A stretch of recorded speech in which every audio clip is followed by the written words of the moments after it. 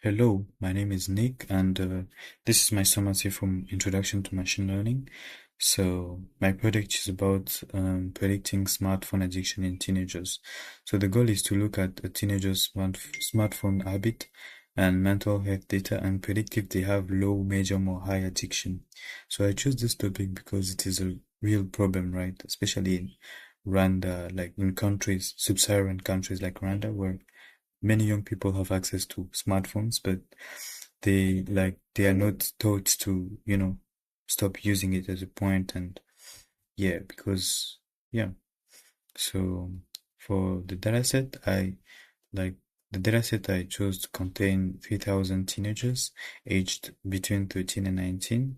So it has 25 features and things like, yeah, among the features there are things like how many hours they use the phone per day, how many times they check the phone, and how much they sleep, and their anxiety level and depression scores.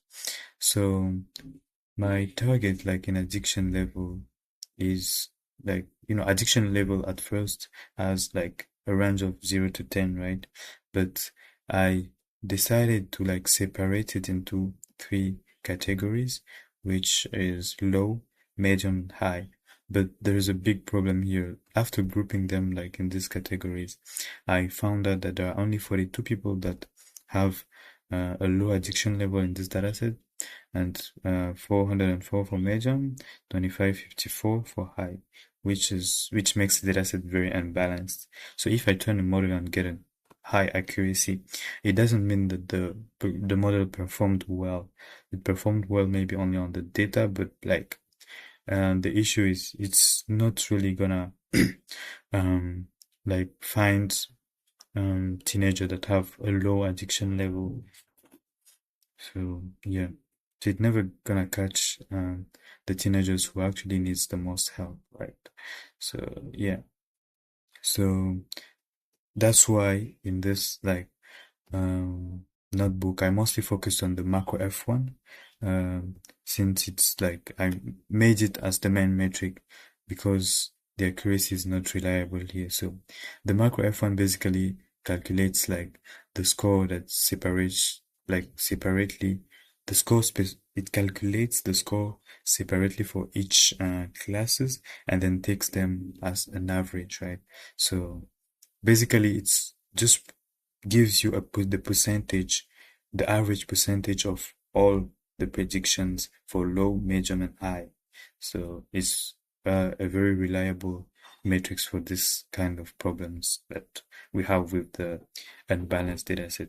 So yeah, I also did some feature engineering here, from what I got from the correlation matrix, heat map, I mean, sorry, correlation heat map. So I decided to group some feature and create new features like mental health indexes that has anxiety level, depression level, and self-esteem.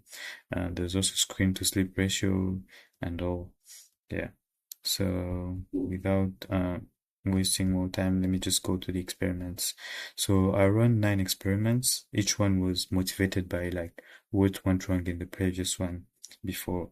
So on experiment 1, I just have like a simple logistic regression with the simplest possible classifier, as I mentioned here. Yeah. So it was very surprising, but I got 92% of F1 and the 97% of accuracy. So yeah, which is probably because of the relations between the correlations between the features that I did the feature engineering with.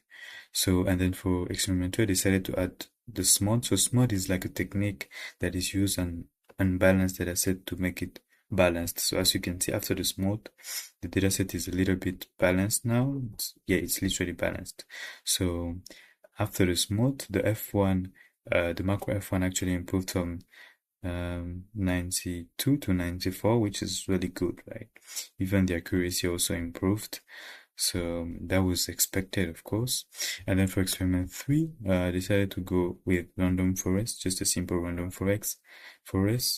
But the problem is, like, we got a really bad precision for the low addiction level, literally 0% for the addiction level. That's why the F1 score was 94% and a pretty high accuracy. So that's what I meant by like we shouldn't rely on accuracy in this type of thing, on unbalanced data set, right? So yeah. So and then for experiment 4, I decided to add smooth to random forest since it's because the dataset was unbalanced that it got this bad metrics. And I also got the macro F1 improved drastically from 54 to 72%, which is good. Yeah, good. So it predicted all the low. The medium wasn't completely predicted well, and the high are okay. This was also like expected because of the smart, of course. And yeah, for experiment 5, I went with XGBoost. So I used 6 most important features like this that we got from the correlation heat map again. So the best, so far it's the best. No, it's not the best. The best was logistic regression. So I got a F1 of 77% and then accuracy of 95%. Not bad, but yeah, the logistic regression with SMOT is still better. Yeah. So on experiment six, that's when I now started the deep learning section, right?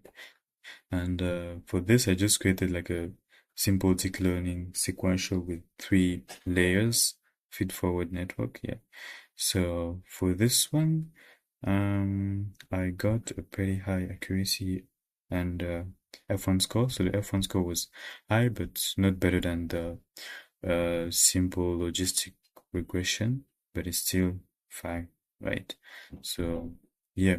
So after that, I decided, okay, maybe if I add dropout and batch normalization, so basically regularization, maybe it's gonna be a little bit better, right? So I added it, and yeah, the improvement was incredibly high. Like the macro F1 went from this to 1989 to 98%, which is incredible. Yeah, so the metrics were really high, right? So there was no overfitting at all from the metrics that we are getting here. And yeah, this is the best model so far, by the way, experiment 7, yeah. So on experiment 8, I decided to go for like deep learning with functional API, and I created like dual branches, right? So I created 2 branches, one for like behavioral features and another one for psychological features, as you can see here. And we got an accuracy, okay, an F1 of 92%, 97% accuracy, which was actually very good, right? But still not better than experiment 7. So, and for the last experiment, I just decided to go for TabNet. So, TabNet is a special deep learning model for, like, deep learning architecture for tabular data, as you can see here. So, I tried TabNet, and then I got an F1 macro F1 score of 93% and accuracy of 98%. Yeah, pretty high actually, as expected from TabNet, but still the experiment 7 still outperforms it. So yeah. So this is all for the experiments. So yeah, and yeah, this is just a basic like graph that compares all the experiments by accuracy in macro F1.